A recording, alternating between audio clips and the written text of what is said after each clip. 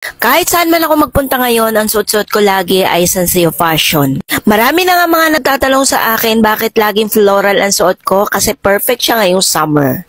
Hindi lang naman floral ang gawa nila, may mga plain din naman yan. Kaya marami kayong pagpipilian. Ang dami nga po palang nagtatanong sa akin kung bakit ang dami ko ng mga damit from Sansea. Binibili ko ba raw ang mga ito kasi may kamahalan po talaga ang Sansea Fashion. Mga mima ko hindi po padala po sa akin ang mga yan.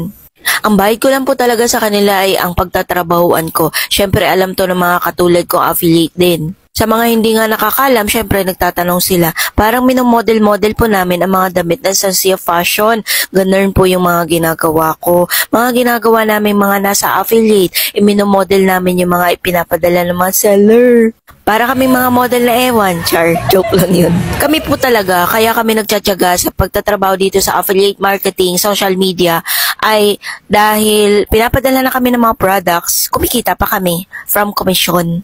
Tapos, kami po yung tipong hindi na bumibili ng mga damit, umaasa na lang kami sa mga bigay o padala ng mga seller. Sa totoo lang, real talk. Kaya nga ngayon, yung mga suot-suot ko ay galing na po talaga lahat yan sa TikTok, mga padala ng seller.